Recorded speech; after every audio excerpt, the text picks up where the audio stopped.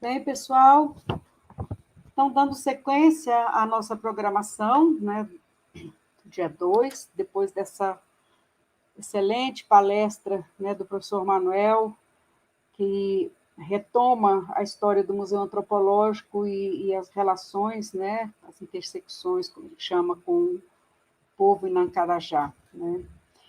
Então, dando sequência, a gente ainda vai ter, pela manhã, uma palestra e, em seguida, uma mesa redonda. A palestra que vai ter início agora leva o título Levantamento das coleções de Irichocô nos museus antropológicos da UFG, Museu Goiano Professor Zoroastro Arteaga, o Centro Cultural Gesco Puttkamer, Museu Nacional de Etnologia de Portugal, Museu Nacional da Universidade Federal do Rio de Janeiro, Museu das Culturas Brasileiras da Prefeitura de São Paulo, Museu Etnológico de Berlim e Museu Grace. Essa palestra fica a cargo da Andréa Dias Vial e Manuelina Maria Dias Duarte. A Andréa, ela é doutora em História Social pela USP e ela tem um vínculo no Museu das Culturas Brasileiras como pesquisadora independente. A professora Manuelina, coordenadora do nosso projeto, já bastante conhecida, é da Universidade Federal de Goiás, atualmente apenas no programa de pós-graduação em antropologia, e atualmente no curso de museologia da Universidade de Liège, na Bélgica. Então, eu gostaria de convidar a professora Manuelina e Andréa para pronunciar, então, a sua palestra, que é uma espécie de relatório dos trabalhos realizados nesses museus. Bem-vindas. Obrigada, Ney. Bom, então, bom dia a todos. Muito obrigada pela participação. Nesse momento agora, a gente vai falar desse processo de construção e sistematização dessas informações que foram levantadas junto a alguns museus. Como Manuelina colocou no início, a gente buscou criar uma planilha de dados que pudesse ser usada em todas as instituições com as quais nós trabalhássemos. Então, e que trouxesse informações que o projeto considera relevante para os objetivos do projeto. Então, essa planilha não necessariamente, e que eu vou apresentá-la aqui para vocês, ela não necessariamente é similar às fichas catalográficas de cada instituição. Então, nesse levantamento de dados, de cada instituição apresenta essas informações sobre seus acervos de uma forma diferenciada, estão organizadas de formas diferenciadas, e nós criamos essa planilha para termos uma sistematização, e o que foi muito conveniente, até para trabalhar os dados, né, de forma organizada, mas também porque quando nós optamos por trabalhar com o Tainacan, essa sistematização das planilhas teria que ser feita. Então, ela já estava pronta e adiantou bastante o nosso trabalho nesse sentido. Então, isso não quer dizer que essas planilhas não tenham sido exaustivamente revistas, transformadas. Essa é uma construção em processo. Esses campos foram definidos, escolhidos, trabalhados, uma construção conjunta do projeto, e depois, durante o uso da planilha, adaptações foram sendo feitas e transformações, algumas inclusões, algumas exclusões, e chegamos, que eu vou agora compartilhar com vocês, finalmente nesse modelo de planilha, né? Eu estou dando aqui uma visão, vocês estão vendo? Uma visão geral da planilha, que são muitos campos, né? Inclusive com a parte das imagens. Eu vou aproximar aqui um pouco para a gente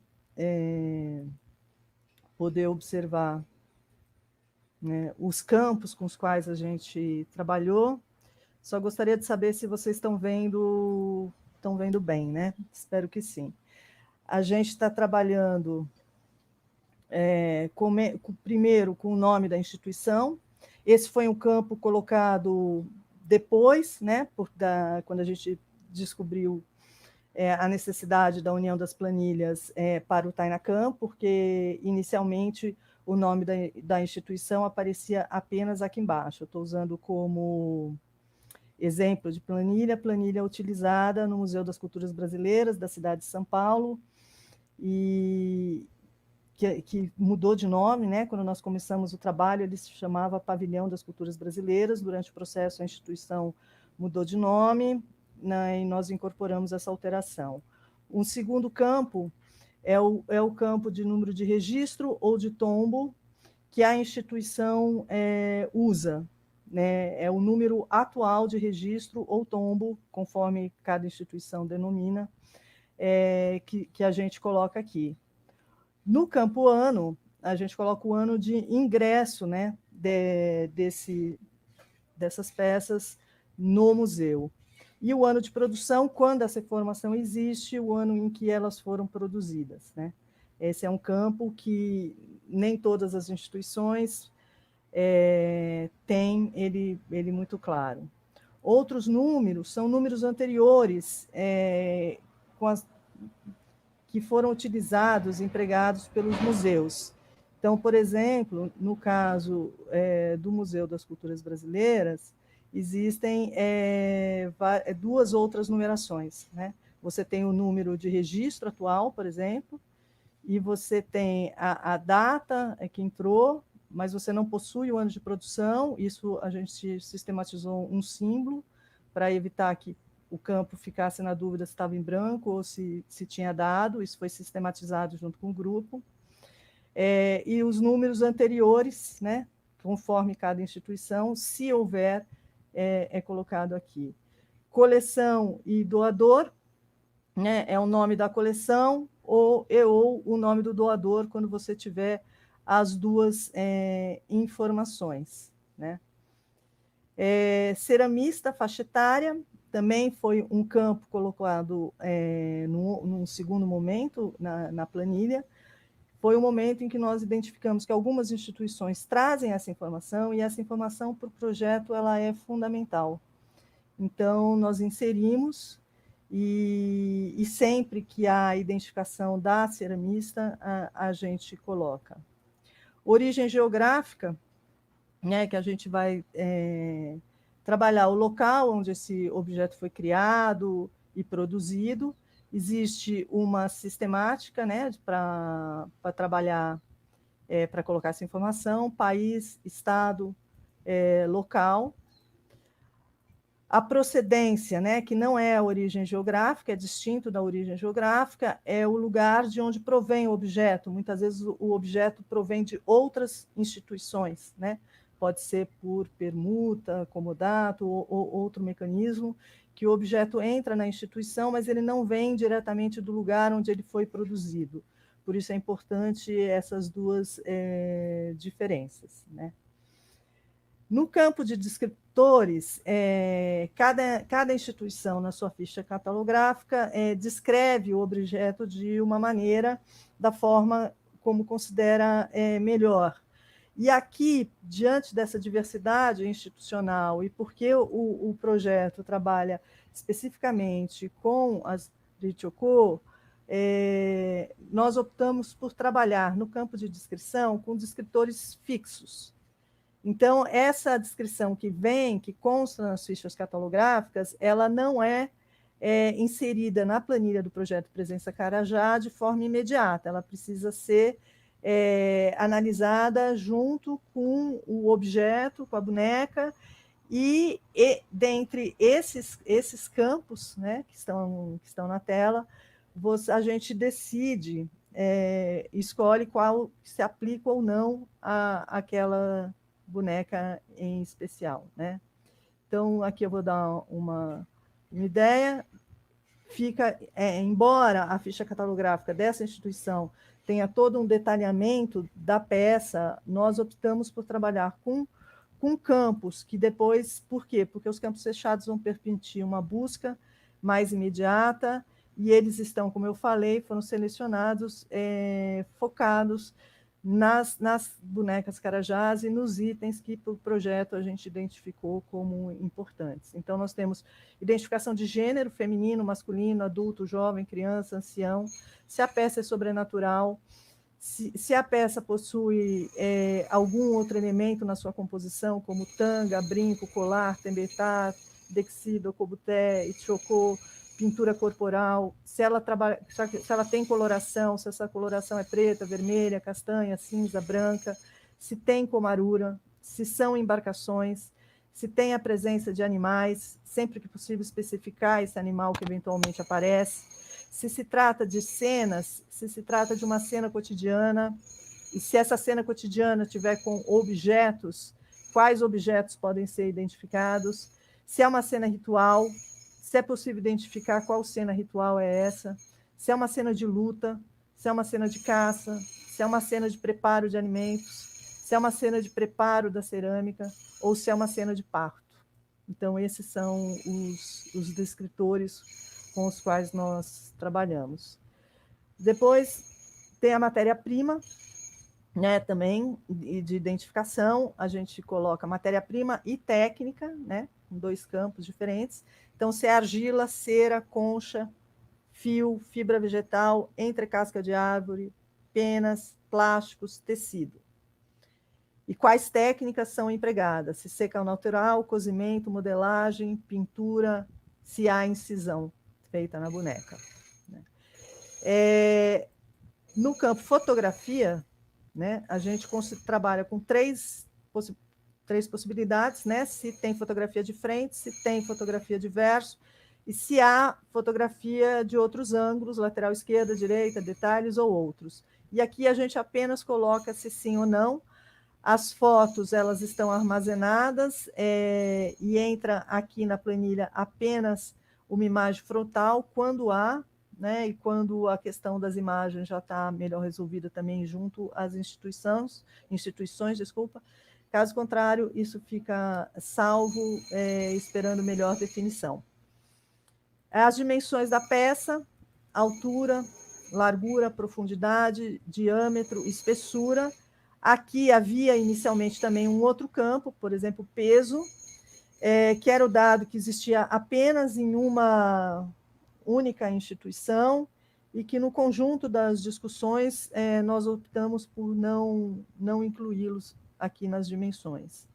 A imagem, como eu falei, apenas ilustrativa de quando a questão das imagens está melhor resolvida, e a gente trabalha aqui com o número dessa imagem, que é o número que a instituição atribui a ela, né? Não é um número criado pelo Projeto Carajá, esse número é da instituição. O nome dessa coleção, né, dada pela instituição, inicialmente. Então, no caso do Museu das Culturas Brasileiras, inicialmente a coleção chamava etnográfica DPH, né? Aquisição, compra, doação, comodato ou outro aqui, você tem que especificar, né? No caso, quando há compra especificar, deixa eu ver se eu vejo algum de compra para mostrar, aqui, ó. Quando há compra, especificar o valor. No caso dessa coleção, o único valor que nós encontramos foi do lote adquirido pelo museu, e mantivemos a moeda original, não fizemos a conversão monetária, não é possível dizer quanto que isso representa hoje em dia em reais. Isso é um trabalho que pode ser feito, mas ainda não foi. Outras referências, que é um campo onde a gente assinala se existem documentos, catálogos, vídeos, artigos, trabalhos acadêmicos, correspondências, outros documentos que podem complementar as informações contidas nessa planilha, né? Em geral, sim, em geral, há. A documentação museológica é complexa, então tem as informações que estão na ficha catalográfica, as informações que estão no livro do tombo, mas os museus possuem relatórios de gestões, relatórios de acervo, então onde você pode complementar o trânsito dessa coleção, documentos de conservação, de restauro, de exposição. Então, uma série de outros documentos que complementam as informações das peças mencionadas nessa planilha. No campo observações, a gente coloca, é um campo aberto para que você coloque alguma informação relevante que foi encontrada e considerada relevante para o trabalho, mas que, no caso, aqui não há um campo específico para ela. E, por último, o responsável pelo preenchimento. No caso aqui, DIN é um departamento, Casa do Sertanista é uma localização, né? Que é a origem, o destino inicial para onde foi essa boneca. Então, e o responsável pelo preenchimento. Então, essa planilha agora preenchida com todo o acervo, né? Ela... Aqui, só para comentar, o acervo mudou de nome, né? Então, vocês lembram, o nome antigo era Etnográfica DPH. Nesse caso aqui, chama-se atualmente Acervo Etnográfico, apenas. E aqui o doador, que o José Mauro de Vasconcelos, nessa coleção especificamente, quase toda ela foi doada ou vendida por José Mauro de Vasconcelos. Apenas 2 peças pertencem a um outro pesquisador, ainda não identificado, de origem japonesa, mas ainda não identificado. Então, essas são basicamente a planilha, né? Desses levantamentos, deixa eu parar de compartilhar aqui a tela. Nesses levantamentos, assim, a grosso modo, só para dar uma ideia dos conjuntos, que a gente, e eu estou aqui falando dos museus que já foram trabalhados e sistematizados, e as planilhas já preparadas para subir para a plataforma Tainacan. A gente está, pelo menos parcialmente, né, fechadas para subir para a plataforma Tainacan. Então, o Museu Antropológico da Federal de Goiás, o Museu Nacional de Etnologia de Lisboa, o Centro Cultural Gesco Puticâmara, Museu Nacional, Museu Goiano Professor Zoroastro Artiagas, o Museu das Culturas Brasileiras e os 2 museus alemães, que Manuelina vai falar aqui na sequência, e só uma observação em relação ao Museu de Arqueologia e Etnologia da Universidade de São Paulo, que também participa nesse projeto. Eu também fiz o levantamento no museu. É uma coleção importantíssima, é uma coleção de mais de 1.000 peças, considerando a coleção Harold Schultz e considerando a coleção Plínio Airosa. Ele ainda não está finalizado, essa planilha não está sistematizada. Do levantamento inicial, foi necessário uma visita ao acervo para checagem de quase 300 peças.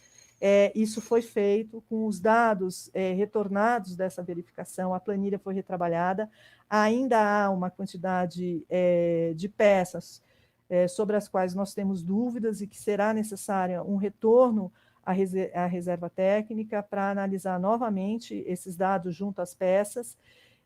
O ano de 2020 inviabilizou por completo esse trabalho, então ele ficou em suspenso, mas assim que possível é uma outra etapa importante para que a gente possa finalizar com o material do Museu de Arqueologia e Etnologia, como eu já disse, é a maior coleção de bonecas carajás atualmente, com mais de 1.055 peças, contabilizadas inicialmente, como eu disse, precisa ser sistematizada e algumas delas ainda precisam ser confirmadas. Mas, dos museus já sistematizados, o Museu Antropológico também com um conjunto de cerca de 900 peças, Museu Nacional de Etnologia com cerca de 123 peças, Centro Cultural Gesco Puticâmara com 245 peças, o Museu Goiano Professor Zoroastro Artiagas com 143 bonecas, o Museu das Culturas Brasileiras com 158 bonecas, eram 159 e uma está desaparecida. Então, eu acho que o que eu tinha para colocar das planilhas e do levantamento feito até o momento era isso. Passo a palavra agora para a Manuelina, para ela falar desse levantamento com o instrumento comum junto às instituições alemãs. Obrigada. Obrigada, Andréa. Então, só para complementar um pouco, eu também não quero avançar no que será falado na comunicação específica. Amanhã a gente tem comunicações específicas sobre vários desses museus, que ficaram sob a responsabilidade de pessoas diferentes dentro do projeto. Então, a nossa estrutura de pesquisa nesses 4 anos foi bastante esse levantamento amplo antes de verticalizar cada coleção. Agora que a gente está conseguindo verticalizar algumas coleções, mas ao mesmo tempo tem um gerenciamento aí a ser feito para que a gente não abra tantas frentes de trabalho que a gente não consiga finalizar. Esse é o grande dilema, né, que a equipe fica com vontade de entrar em mais uma coleção, mas aí a gente, às vezes, recua, porque pensa assim, não, a gente tem que finalizar essas que começamos. Então, para vocês entenderem um pouco as estratégias de trabalho, então, todos os museus são contactados, a não ser que a coleção esteja online, quando alguém nos comunica que tem Ritioko na coleção. Então, se tiver online, a gente checa online, senão a gente se comunica com o museu para pedir pelo menos algumas fotos, às vezes eles já mandam a documentação museológica completa, o que é muito bom, e a gente armazena para consulta da equipe. Se não tiver possibilidade ainda de compartilhamento, fica só no âmbito da equipe. Que é o caso, por exemplo, do Museu do Quebranli, e de alguns outros museus, um museu no Paraná, e daí por diante. O Museu de Toulouse também é o mesmo caso. E outros casos, como já está online mesmo, a gente já checa, e já inclusive, já caíram, assim, das nossas possíveis listas, uns 2 ou 3 casos que foi comunicado que havia Ritioko, e quando a gente verificou no acervo online, a pessoa tinha se confundido, a peça não era exatamente uma produção do grupo Inancarajá. Então, a gente, quando a gente faz esse trabalho mais verticalizado, que exige inúmeros desdobramentos, né, vocês estão vendo aí a questão da padronização da planilha, e depois de inserir os dados, produzir fotos quando elas não tinham sido produzidas ainda, são etapas que demandam bastante trabalho. Em vários museus a gente fez isso. Por exemplo, no caso do Museu Antropológico, a gente fez isso parcialmente, mas a coleção é muito maior. Então, essa é uma das razões que a gente pensou que precisávamos realmente mais uma etapa de trabalho para aprofundar e para voltar, ao mesmo tempo, verticalizar coleção por coleção, mas voltar a ter essa visão abrangente dos trânsitos entre as diversas, entre cientistas, aldeias, museus, as expedições, as idas a campo, e a gente conseguir fazer os cruzamentos. Isso é outra coisa que demandava mais tempo. Então, só para dar um exemplo, né, a André pediu para eu falar os dados aí numéricos, pelo menos, dos museus alemães. A gente tem 150 peças aproximadamente no Museu de Berlim. O Museu de Leipzig são aproximadamente 94. Na mesa anterior foi perguntado, né, se havia algum erro nesse número. Então, só lembrando, por exemplo, se na documentação tiver boneca carajá, mas for um elemento só zoomorfo, a gente não vai colocar na nossa planilha e não entra nas nossas contagens. E também se for de madeira, enfim. Então, pode ser que a diferença que o pesquisador que perguntou tenha percebido seja daí. O nosso recorte é estritamente as Ritioko. No caso de Berlim, é até difícil precisar quantas peças são, é um trabalho de quebra-cabeça que eu ainda preciso fazer, e possivelmente voltar lá, primeiro porque quando eu terminei de fotografar, eu fotografei a semana inteira, fotografando e medindo, foi uma coisa assim muito intensiva, porque eu só tinha uma semana para essa missão, e eu fiz tudo como fotógrafa amadora. Podia até mostrar para vocês, a minha câmerazinha pequena, às vezes eu tinha que segurar a peça numa mão e fotografar com a outra mão, então assim, não são fotos boas, e agora eu percebi que 2 ou 3 eu não consigo ver o número, a numeração pela fotografia. Mas a parte mais difícil dessa coleção específica de Berlim é que as peças estão muito quebradas, especialmente as mais antigas, da primeira coleção do Hererreich. Tem peças em 4, 5 fragmentos que, naquele momento, eu fui aproximando e meio que montando um quebra-cabeça para tirar uma foto do que pareciam ser fragmentos da mesma peça, né? Então, a minha contagem está pelo que foi possível naquele momento juntar de quebra-cabeça. Não, ainda há peças que não sei se formariam, ainda há fragmentos que eu não sei se formariam 5 ou 10 peças. É um pouco difícil saber, precisaria mais tempo de pesquisa. E ao final da semana, as curadoras, as responsáveis, me avisaram que elas tinham descoberto que ainda havia mais prateleiras com Ritchie-Koch. Quando eu cheguei, elas disseram, tudo está separado aí. Aí trabalhei a semana inteira. No final da semana, elas disseram, a gente achou mais coisas. Então, esse museu requer um retorno, que é o Museu Etnológico de Berlim, que tem cerca de 94 peças. Até o momento, assim, essa contagem que eu fiz pelas fotos que eu tirei, porque a documentação deles é bastante incompleta. E no Museu de Leipzig, não houve nenhuma informação de que eles tenham encontrado mais coisas depois da minha missão, então, aparentemente, são as 94. Acho que eu me confundi no número que eu falei antes. Então, 150 em Berlim e 94 em Leipzig. E em Leipzig, aparentemente, as peças não tinha esse problema do quebra-cabeça, porque até tem algumas peças fragmentadas, especialmente as de cera, mas eles tinham colocado dentro de um saquinho, e aí a gente sabe que o que está ali dentro pertencia à mesma peça. Então, tem essa questão do quebra-cabeça ainda a complementar, são coleções das mais antigas, né, feitas no final do século XIX, virada para o século XX, e tem essa dificuldade. Essas peças, essas coleções foram compostas por muitas missões diferentes, por várias etapas e acréscimos de novos pesquisadores.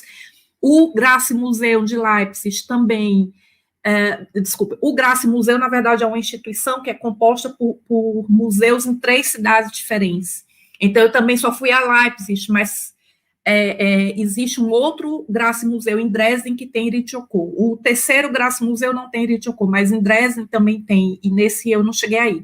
Então, na Alemanha, são 6 museus no total que possuem Ritchie-Koch, sendo que a gente teve acesso direto a 2 dessas coleções até o momento, como eu falei, mas no Grasse Museu, de uma certa forma, também teria que fazer essa complementação com o Museu de Dresden, porque eu imagino que tem um pouco de trânsito, já que se trata, assim, institucionalmente, é uma mesma instituição, embora eles separem, assim, Grasse Museu Dresden, Grasse Museu Leipzig e mais um, que eu não me lembro o nome da cidade.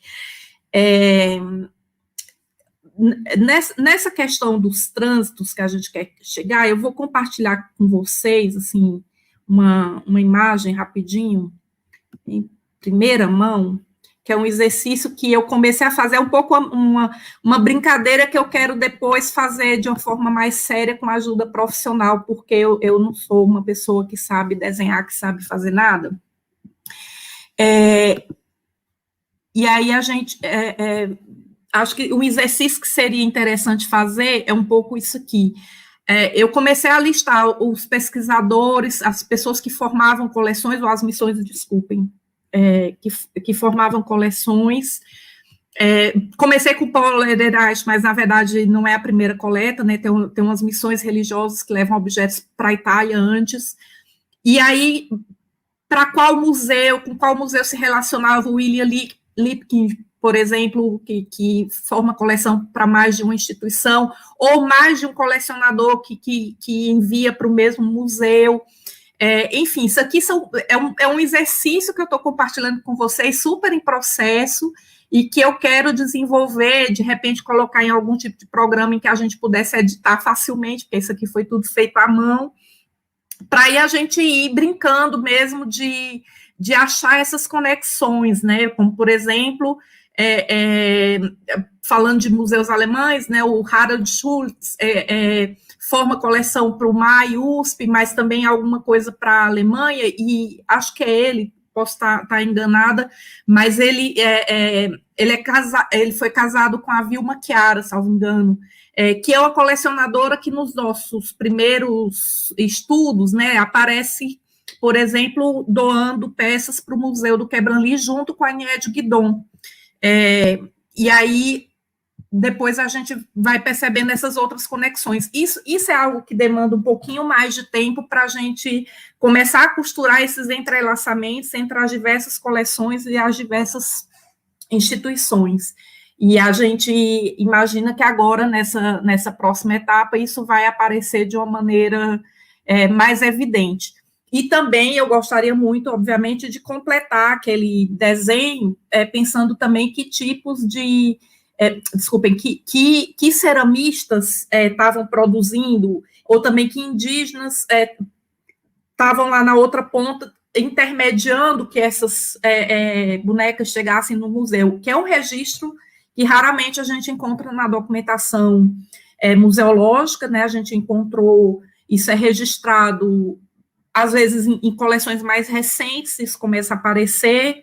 Então, no Centro Cultural Gesputkami tem esse registro, no Museu de Toulouse, que é uma coleção formada em 2012, eles registram quem são as ceramistas, mas mais antigo é mais difícil, a gente vai ver o que é possível ainda recuperar de informação. Então, são esses exercícios que a gente pretende fazer, e, ao mesmo tempo, com essa ideia realmente de fazer essa restituição digital da informação, a partir da nossa plataforma digital, né, do nosso website, no Tainacan, e como eu me referi anteriormente, é uma etapa que ainda depende muito de toda uma conversa, um diálogo museu por museu, que também impõe assim, bastante trabalho de bastidores da gestão do projeto, né?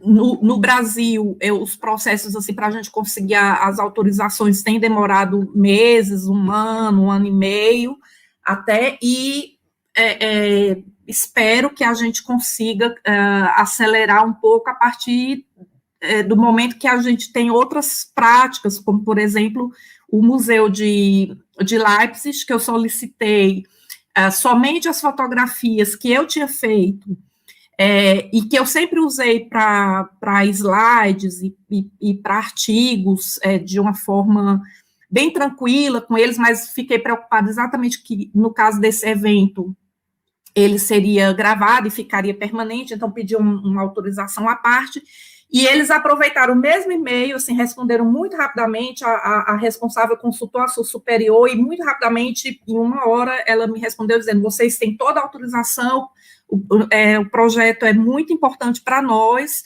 e não só para isso, mas para toda a divulgação que o projeto precisar, e não apenas das fotos, mas de todos os documentos relacionados e tal. Então, a gente espera realmente que isso seja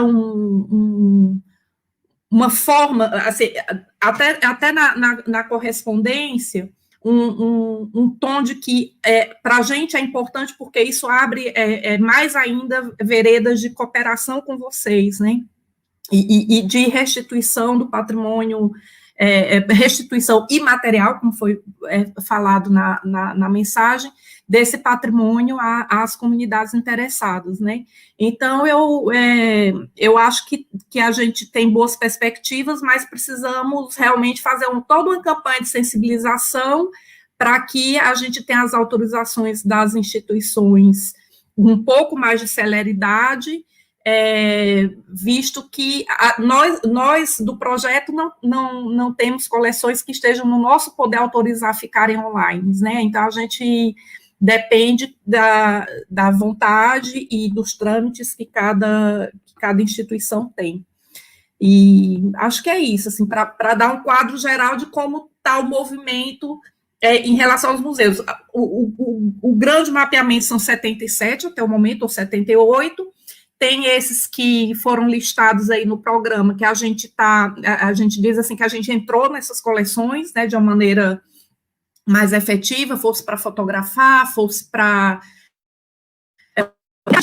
Mesmo que a gente não vá fisicamente ao museu, a gente preenche o nosso instrumento comum, por exemplo, a partir dos dados que já estão online, é uma outra estratégia também, e eventualmente, nesse preenchimento, a gente pode perceber que tem algumas informações que a gente poderia complementar, né? Muito comum as bonecas que são claramente do gênero masculino ou feminino estarem na documentação diferente do que a representação pretendia, e também pequenas correções, por exemplo, o fato do estado do Tocantins ter desmembrado de Goiás, isso é uma coisa que poucas documentações se atualizaram, então uma documentação mais antiga vai registrar como a Ilha do Bananal sendo estado de Goiás. Então, são poucas coisas assim que a gente pretende também contribuir com os museus, e isso são coisas que a gente pode contribuir até mesmo à distância de fazer uma certa revisão da documentação deles. Em outros casos, aí, se a gente tiver a possibilidade de ir, mediante as nossas tentativas de talvez entrar em alguns editais, ver se conseguimos algum financiamento, porque alguns museus não têm documentação nenhuma, e se a gente tivesse possibilidade de financiar algumas missões, a gente poderia ajudar a medir, fotografar, enfim, coisas que não foram feitas ainda, né?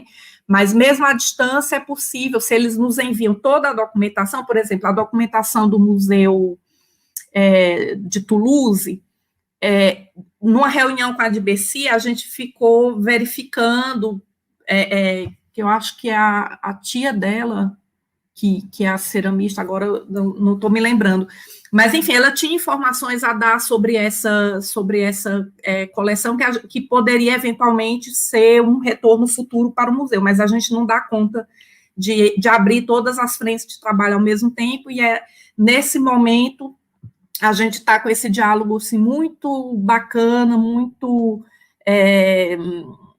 aberto com o Museu de Leipzig para fazer o preenchimento do instrumento comum deles, ao mesmo tempo em que eles complementam a documentação. Então, nesse caso, é uma metodologia aí que a gente vai testar como é que funciona, fazendo à distância, porque também, né, não temos os recursos para ir lá agora.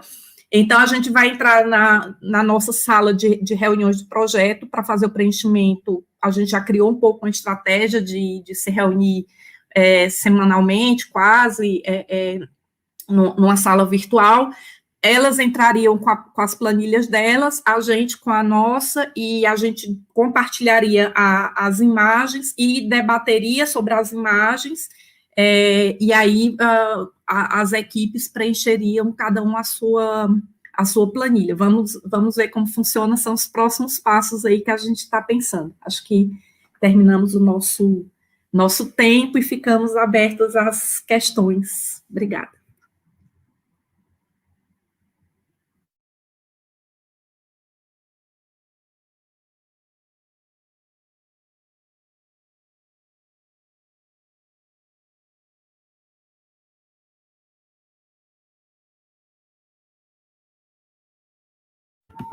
Bom, eu acho que eu mesma vou ler as perguntas que estão aqui. Então, a Jaqueline Silva, obrigada pela pergunta, está perguntando se eu trabalhei com a coleção de Fritz Krause. Sim, essa coleção que está no museu, agora eu me confundo um pouco, qual que está em Leipzig, qual que está em Berlim, mas é a de Leipzig. Sim, amanhã na minha comunicação eu vou poder apresentar algumas imagens dela aqui, que eu justamente acabei de ter autorização direitinho, então amanhã eu poderei falar um pouquinho mais sobre ela. Mas se você tiver alguma pergunta mais específica que queira já encaminhar, eu tento adiantar. A Jailma Medeiros pergunta qual foi a justificativa para não ser contemplado o campo preso, visto que é um campo obrigatório a ser informado neste inventário do IBRAM, conforme esta resolução. Então, Jailma, nesse campo peso, como eu falei na apresentação, independentemente da resolução do IBRAM, o Presença Carajá não é uma instituição museológica, então, que tem objetivos específicos. O campo peso é, de fato, fundamental e importantíssimo para uma instituição que tem que pensar no acondicionamento, tem que pensar no transporte, tem que pensar na embalagem, tem que pensar na vitrine. No momento do Presença Carajá, nós não estamos trabalhando com nenhuma dessas questões, e nesse momento a gente não está pensando nesses itens. E a maioria das instituições, apesar de ser um campo obrigatório do inventário do IBRAM, não possui essa informação. Então, diante desses dois fatos, primeiro, isso não era primordial para um projeto como o Presença Carajá, que não é uma instituição museológica, trabalha com instituições museológicas e trabalha com acervos, mas também porque essa informação, apesar de obrigatória, ela não faz parte da maioria da documentação das instituições com as quais nós já terminamos o levantamento. Acho que eu respondi, se não, um complemento. Obrigada, Andréa. Então, exatamente, a gente teve que fazer opções, né, já é uma planilha gigante e que vários campos ficam em branco para muitas instituições, como ceramista, mas aí ceramista para a gente é prioridade, mesmo que muitos fiquem em branco por enquanto, está lá mantido. Mas em alguns casos a gente achou melhor suprimir, porque também ficaria em branco quase para todas as instituições. E pela razão que a Andréa colocou também, que o acondicionamento não é uma questão para a gente, né? Ela pergunta também para a questão da classificação, se segue o Tesaurus, que foi falado anteriormente, ou o de Mota, ou se não utiliza. Então, em termos dessas classificações de categorias, a gente está lidando só com uma categoria, ou até com uma subcategoria, que é muito específica, né? Um recorte bem específico, que são as Ritiocô. Então, a gente não tá utilizando, não é pertinente, assim, utilizar uma categorização. A gente está tentando trazer cada vez mais os indígenas Carajá em nossas reuniões, de acordo com a disponibilidade deles, claro, e interesse, para que, além dessa descrição, descrição muito amarrada pelos descritores que a gente colocou para o instrumento comum, a gente tenha interpretações, a gente tenha leituras e coisas mais profundas, mais ricas que eles poderiam trazer, né? Então, isso também é um outro passo, que independente do instrumento comum como campo, assim como metadados básicos para fazer esse primeiro upload para o Tesaurus, a gente gostaria, né, de que em algum lugar no nosso Tainacan online tivesse espaço também para as narrativas, que às vezes entre os integrantes mesmo do povo Inã, há narrativas diferentes para o mesmo mito, ou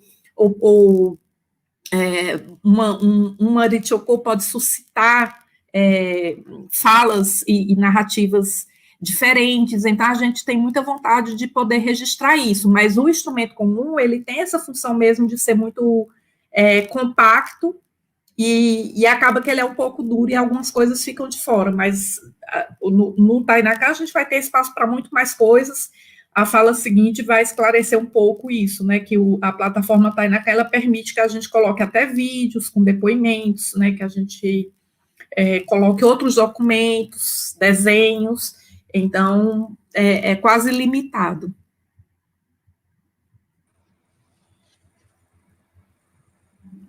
A pergunta da Raíssa, acho muito bacana a ideia de se buscar o nome das ceramistas, sabem dizer se a autoria é algo valorizado dentro do grupo indígena, tipo, elas conseguem identificar quem da aldeia que fez tal boneca, falando no tempo presente.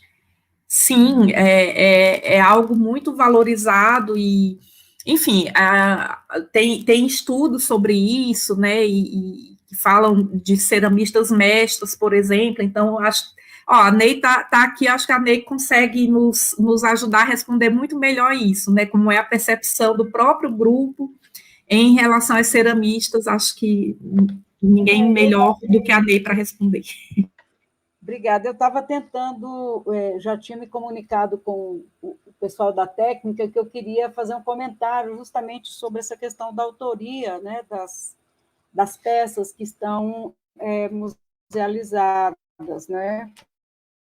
Essa é uma questão que me preocupa bastante, e assim, me preocupa no sentido de, eu sempre fico me perguntando sobre o próprio desenvolvimento, né, da museologia, né, em conversa com a antropologia, nessas confluências aí, porque, geralmente, quando a gente se detém nos acervos, né, de mais longo tempo, digamos, né, coletados num tempo anterior, o que a gente percebe é que parece que não existia a preocupação do coletor, do pesquisador, de criar a identificação da ceramista, de autoria. Né? E eu, quando me pergunto sobre isso, parece que está muito ligada à ideia de que as sociedades tradicionais elas se reproduzem culturalmente de uma forma quase que sem dinâmica nenhuma, como se fosse a cultura vem em bloco e ela é passada sem qualquer modificação. Né? E eu penso que a própria discussão da antropologia, né, em relação à museologia, vem mostrar que cada vez mais a produção, essa produção que era considerada tradicional, né, sem perspectiva de mudança, sem possibilidade de mudança, e sem essa percepção de que cada produção, cada confecção da cultura material tem impresso nela vamos dizer assim, a criatividade, a expertise de cada uma dos artesãos, ou do artista, ou do artista. Né? Então, eu penso que são essas mudanças ocorridas, né, ao longo do desenvolvimento desses conhecimentos, né, da antropologia e da museologia, que colocam hoje a necessidade da gente querer buscar identificar a autoria das peças. Mas eu penso também que, como é um movimento mais recente, né, dessas disciplinas, eu penso que nós não temos, nós não teríamos condição nenhuma de buscar isso, né, nos acervos que foram documentados em épocas passadas, quando predominava esse tipo de concepção, né, da tradição como um bloco, né, sem essa individualização, digamos, criativa, artística de cada artista, né, daquela cultura considerada tradicional. Eu acho que isso é muito mais recente. O trabalho da Fenelon, da Heloísa Fenelon, ela já traz, né, muito essa preocupação, né, realizada na década de 60 e 70, com os Carajá, e só muito recentemente é que as coleções vão trazer essa informação, né? Justamente por conta dessa mudança da concepção teórica de que a produção, que a gente chama de cultura material, desses objetos, elas têm uma autoria. Né? O trabalho que a gente realizou para documentar o modo de fazer a boneca Carajá, que levou ao registro no IFAM, né, da boneca como patrimônio cultural do Brasil, eu consegui perceber ao longo dos 3 anos de pesquisa, né, em campo, eu já tinha uma condição mínima, e eu acho que a equipe também, de identificar as peças, né, segundo a autoria. Era impressionante, assim, peças da Marroederu, peças da Quaciro, peças da Ratamaro, da Comantira, elas tinham características, né, e o contato com essas artistas e com as peças produzidas por elas vão te dando esses elementos, né, que você consegue identificar peças que não estão lá naquele momento que você está em campo, você consegue de longe identificar a autoria disso aí. Mas eu penso que são coisas que foram perdidas ao longo do tempo, né? Eventualmente, há a possibilidade de você ter as próprias, no caso das bonecas, as próprias ceramistas identificando, né? Eu me lembro da Marroederu ir ao Museu Antropológico e dizer, olha, tal e tal peça, isso aqui que está nessa vitrine foi eu que fiz, ou isso aqui foi minha sobrinha, ou isso, entendeu? Mas eu acho que são essas concepções, né, da maneira como a cultura material é produzida, que mudou e que agora é que a gente tem um olhar mais especial para a produção artística individualizada pela autoria de cada um na produção, digamos, tradicional do grupo. Era isso que eu queria comentar.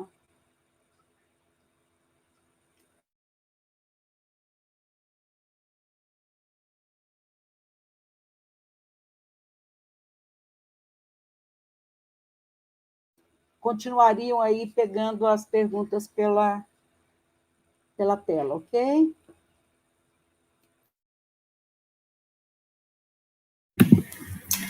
Bom, então, o Rodrigo Lacerda pergunta como estão a relacionar entre as ontologias da cultura material na museologia e dos povos indígenas, por exemplo, o livro The Occult Life of Things, editado por Santos Graneiro.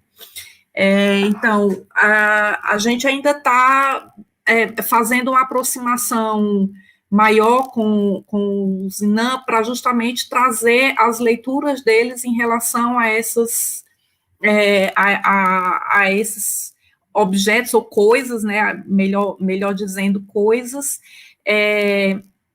e algumas questões certamente irão ainda aparecer, né, porque a museologia tradicionalmente tem feito um tratamento muito técnico dos objetos, mas se aberto cada vez mais exatamente para perceber essa agência das coisas e também valorizar os discursos, as interpretações que vêm junto com os objetos. Mas no nosso projeto, isso ainda está numa etapa assim, bastante preliminar.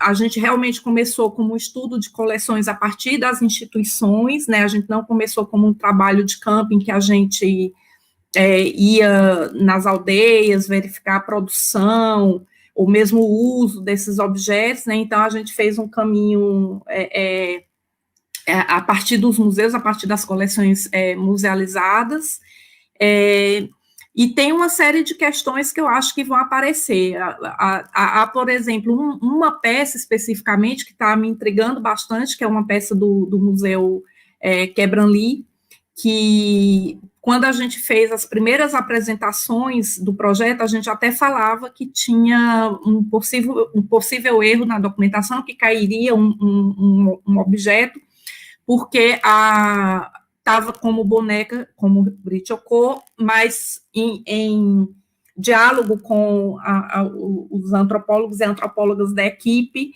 foi dito que seria um feitiço. É uma peça bem antiga e que aparentemente ela já teve muitas perdas, né, na sua materialidade, o que deixava bem difícil assim, identificar a sua função original. Mas, em outro momento, numa reunião em que um dos indígenas Carajá estava presente, agora eu não estou me recordando qual dos nossos colegas de equipe foi, falou assim, não, mas é uma boneca. Então é uma peça que vai precisar voltar para uma reunião em que eles estejam mais presentes e possam falar melhor, até para a gente dar algum retorno para o museu e ver se é o caso mesmo de fazer alguma correção na documentação ou retificação do que a gente anteriormente aventou, né, de que não era boneca e era um feitiço. São questões ainda em aberto para essa próxima etapa. Ok, é o Fred que está usando o celular da Jaqueline.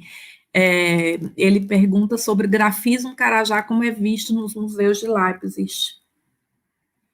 A gente não chegou nesse detalhamento, não.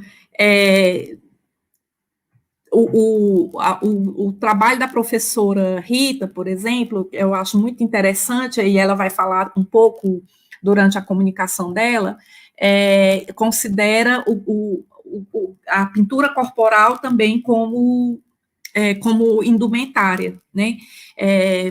Então, é uma coisa de interesse do nosso projeto. Mas, em Leipzig, nos 2 museus da Alemanha, na verdade, eu tive muito pouca oportunidade de diálogo com a equipe nessas missões que eu estive lá, especialmente em Berlim. Em Leipzig, um pouco mais, mas, em geral, eles tinham separado a coleção e me deixavam lá na sala sozinha com a coleção. Em Berlim, realmente, eu fiquei sozinha a semana inteira, só na sexta que vieram um pouco no final já da missão para saber como tinha sido e me deram essa notícia de que ainda faltavam muitos objetos. Em Leipzig, houve mais trocas, mas nós não chegamos a especificar em relação ao grafismo, não. Então, são coisas que agora que a gente vai ter um trabalho mais cotidiano, eu posso até me encarregar de perguntar, viu, Fred, se você tem um interesse específico nisso, depois eu posso te passar alguma coisa do que a gente puder conversar nas próximas reuniões. Tá, agora só falta 1 minuto, não sei se tem mais alguma questão.